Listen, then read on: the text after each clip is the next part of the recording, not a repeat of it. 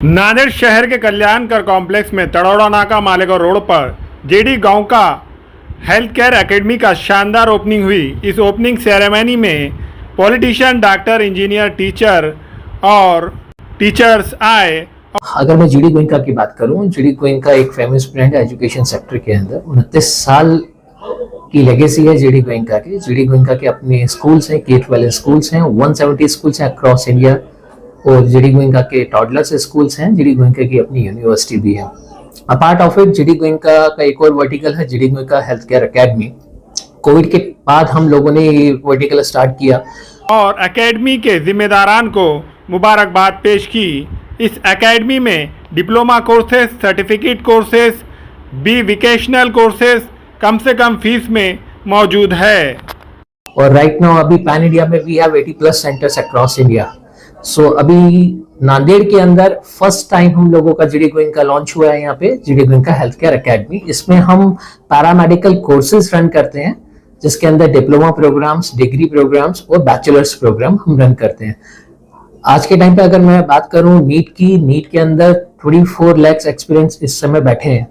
We have only 1 lakh seats. अगर बाकी 1 lakh seat अगर पूरी हो जाती है तो बाकी लोगों का क्या होना है। अभी मेडिकल सेक्टर के अंदर सिर्फ नीट करके डॉक्टर बनना ही नहीं, we have so many opportunities. Dialysis technicians, like OT technician, medical technicians, we have so many technicians vacancies right now. तो इसको पूरा करने के लिए, मेडिकल फील्ड को पूरा करने के लिए, पैरामेडिकल फील्ड में जो स्टाफ है, जो अभी हेल्थ केयर के अंदर अभी रिक्वायरमेंट है, उसको पूरा करने के लिए जीडी गोइंका एक अच्छा प्रयास कर रहा है ऑल ओवर इंडिया के अंदर।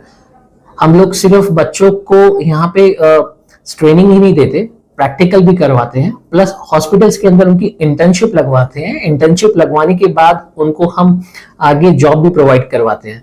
इसके लिए बच्चों को हम पूरा स्किल्स के लिए तैयार करते हैं, किस तरीके से कैसे मशीनों पे उनको काम करना है। अपार्ट ऑफ इट, बच्चों के साथ में पूरा उनका मॉक इंटरव्यू के लिए हम तैयारी करवाते हैं, उनका पर्सनैलिटी डेवलपमेंट करवाते हैं, ताकि बच्चा अगर यहाँ से कोर्स करने के बाद कहीं जॉब करता है या कहीं इंटरव्यू क्रैक करता है तो आराम से उसका इंटरव्यू क्रैक हो सकता है। इसके अलावा अगर मैं अपने कोर्सेज की बात करूं, पैरामेडिकल सेक्टर की बात करूं, इस कोर्सेज को करने के बाद बच्चों की अलग अलग स्टेट्स के अंदर जो भी पैरामेडिकल वैकेंसीज निकलती हैं तो उसके अंदर भी बच्चा अप्लाई कर सकता है। कोर्सेज कौन से?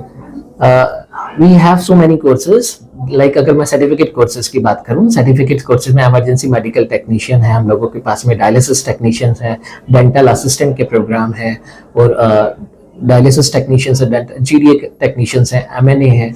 अगर मैं डिप्लोमा की बात करूं तो डायलिसिस टेक्नीशियंस हैं हम लोगों के पास, ओटी टेक्नीशियन है, एमएलटी है जिसकी मार्केट के अंदर बहुत ज्यादा डिमांड है। We have 7+ diploma programs. Apart of it degree programs भी हैं, bachelors of vocational courses. Government की न्यू एजुकेशन पॉलिसी के अकॉर्डिंगली अब पहले बच्चे बीएससी करते थे, अभी भी बीएससी करते हैं, बट अब क्या है कि गवर्नमेंट चाहती है कि बीएससी करने के बाद भी बच्चों की जॉब नहीं लग रही है, तो गवर्नमेंट ने न्यू एजुकेशन पॉलिसी लेके आई कि वोकेशनल कोर्सेज क्यों ना लॉन्च किए जाए। तो बैचलर्स ऑफ वोकेशनल कोर्सेज के अंदर बच्चा अगर direct bachelors of vocational in MLT choose करता है तो उसका ग्रोथ, उसका करियर एमएलटी के अंदर, मेडिकल लैब टेक्नीशियंस के अंदर आराम से बन सकता है। तो ये कोर्स कितने साल का है जैसा बैचलर्स करने के बाद? हाँ, बैचलर अगर मैं बीवॉक की बात करूं, बैचलर्स कोर्स 3 साल का है, जिसके अंदर बच्चे के 6 सेमेस्टर्स होते हैं, और 6 सेमेस्टर्स में 3 सेमेस्टर बच्चा हमारे साथ यहाँ पे क्लासरूम में पढ़ता है, प्रैक्टिकल सीखता है, और 6 सेमेस्टर 18 महीने की हम बच्चे की इंटर्नशिप लगाते हैं हॉस्पिटल के अंदर। तो बच्चे के पास में एक पूरा एक्सपोजर होता है।